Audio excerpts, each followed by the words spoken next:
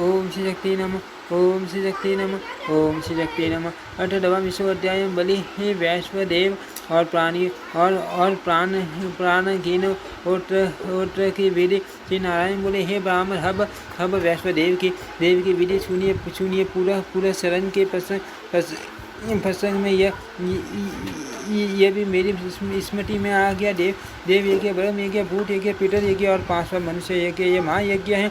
ग्रस्त के गर्भ में सुला सके झाड़ू ओकली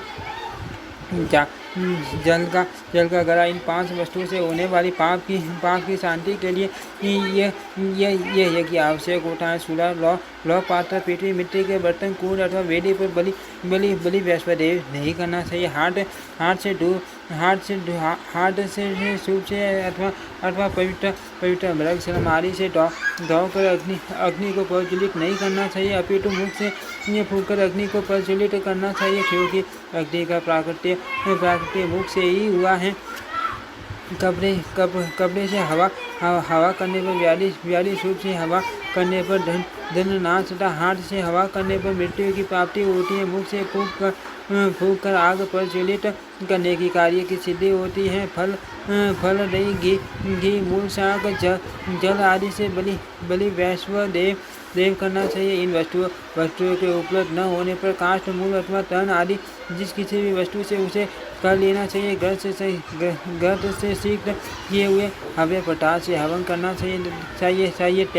तेल तथा लवण मिश्रित पदार्थ हवन हेतु वर्जित हैं। दधि मिश्रित अथवा दूध मिश्रित और यदि इनका भी अभाव हो तो छल मिश्रित द्रव्य से भी हवन संपन्न किया जा सकता है। मनुष्य शुष्क अथवा बासी अन्न से हवन करने पर कुष्ठ होता है। जूठे अन्न से हवन करने पर शत्रु का वंशवृद्धि हो जाता है। रुक्ष अन्न से हवन करने पर दरिद्र होता है तथा सार वस्तुओं से हवन करने पर अड्योगामी होता है। कुछ भस्म मिश्रित अंगारों को अग्नि के उत्तर की ओर से निकाल कर फेंक दे। तत्पश्चात सार आदि से रहित वस्तुओं से वैश्वदेव के लिए हवन करे। जो मूर्ख बुद्धि दिविज बिना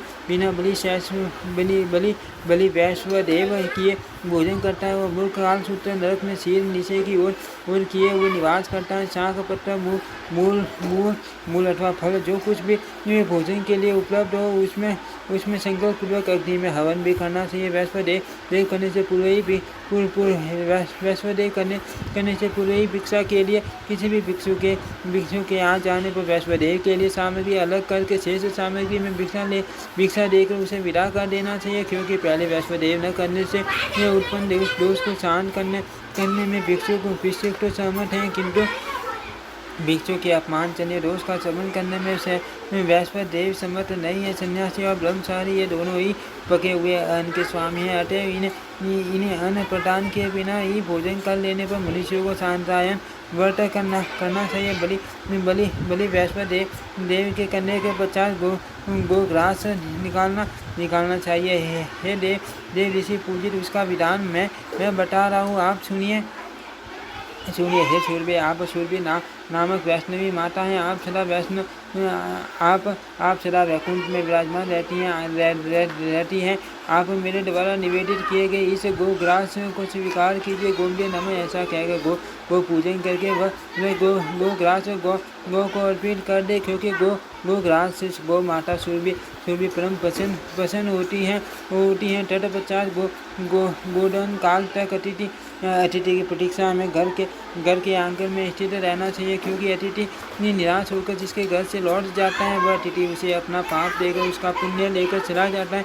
माता पिता, गुरु, भाई, प्रजा, सेवक, अपने आश्रय में रहने वाला व्यक्ति, अभ्यागत अतिथि और अग्नि ये पूछिए कहे गए हैं। ऐसा जानकर जो व्यक्ति मोहवश धर्म पूर्वक गृहस्थाश्रम का पालन नहीं करता उसका न तो यह लोक बनता है न परलोक ही बनता है। धनवान दिविजय सोम यज्ञ करने से जो फल प्राप्त करता है वही फल एक पंचमहायज्ञों के द्वारा सम्यक रूप से प्राप्त कर लेता है। हे मुनिश्रेष्ठ, आप मैं प्राण अग्निहोत्र के विषय में बताऊंगा, जिसे जानकर मनुष्य जन्म, मृत्यु, जरा आदि से मुक्त हो जाता है। इसके संपर्क ज्ञान होने से मनुष्य समस्त प्रकार के पापों तथा दोषों से छूट जाता है। जो विप्र इस विधि से भोजन करता है वह तीनों ऋणों पितर ऋण, देव ऋण, ऋषि ऋण ऋण से मुक्त हो जाता है और अपनी 21 पीढ़ियों का नरक से उद्धार कर देता है। उसे सभी यज्ञों का फल प्राप्त हो जाता है तथा वह सभी लोगों में जाने का सामर्थ्य प्राप्त कर लेता है। हड्डी रूपी कमल अन्य है, मन मंथन काष्ठ है, वायु दृष्टि है और यह नेत्र अदरवयु बनकर अग्नि का मंथन कर रहा है। ऐसी भावना करके तर्जनी मध्यमा और अंगूठे से प्राण के लिए आहुति डालनी चाहिए। ये मध्यमा अनामिका और अंगूठे से पान के लिए आहुति डालनी चाहिए। कनिष्ठिका अनामिका और अंगूठे से ज्ञान के लिए और पुण्य तर्जनी तथा अंगूठे से उदान के लिए आहुति डालनी चाहिए। इसके बाद संपूर्ण अंगुलियों से अन्न उठाकर समाग्नि के लिए आहुति डालनी चाहिए। इनके आदि में पन्ना होम तथा अंत में स्वा जोड़कर नाम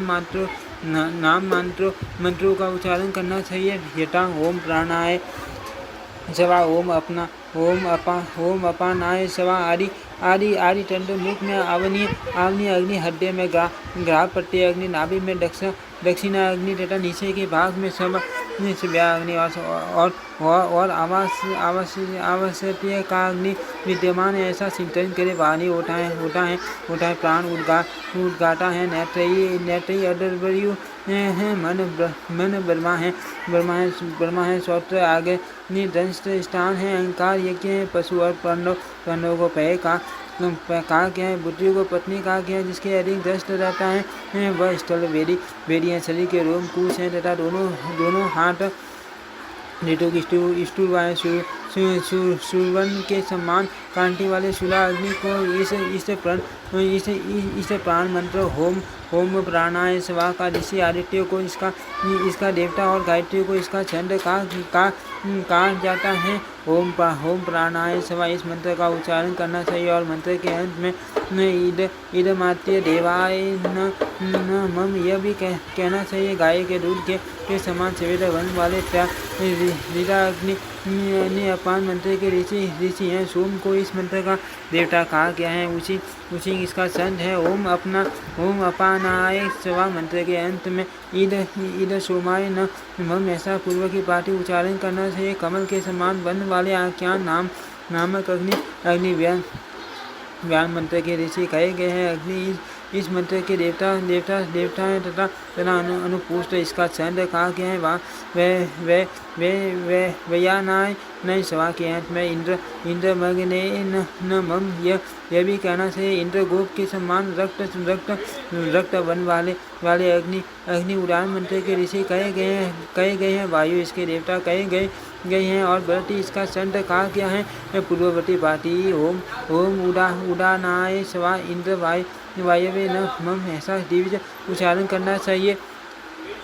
विद्युत के समान वन वाले विरूपक संज्ञक अग्नि समान मंत्र के ऋषि कहे गए हैं। पर्जन्य को इस मंत्र का देवता माना गया है और पंक्तियों को इसका छंद कहा गया है। पूर्व की पाठी ओम समानाय सवा इंद्र पर्जनयाय न मम इस मंत्र का उच्चारण करना चाहिए। एतंड छठी आहुति डालनी चाहिए। वैश्वान नामक महान अग्नि इस मंत्र के ऋषि कहे गए हैं। आत्मा को इसका देवता और गायत्री को इसका छंद कहा गया है। ओम परमात्मा ने सवा के बाद ईद परमात्मा ने न मम का उच्चारण करना चाहिए। इस प्रकार प्राण अग्निहोत्र संपन्न हुआ। हे नारद, इस विधि को जानकर तथा उसके अनुसार आचरण करके मनुष्य ब्रह्म भाव को प्राप्त होता है। इस प्रकार मैंने इस प्राणा अग्निहोत्र विद्या का वर्णन आपसे संक्षेप में कर दिया। इति श्रीमद्देवी भागवते महापुराणे अष्टादश शास्त्रायां चैतायमकादश स्कंदे देवादिविधि निरूपण नाम 12 अध्याय। ओम श्री शक्ति नमः। ओम श्री शक्ति नमः। ओम श्री शक्ति नमः। ओम श्री शक्ति नमः।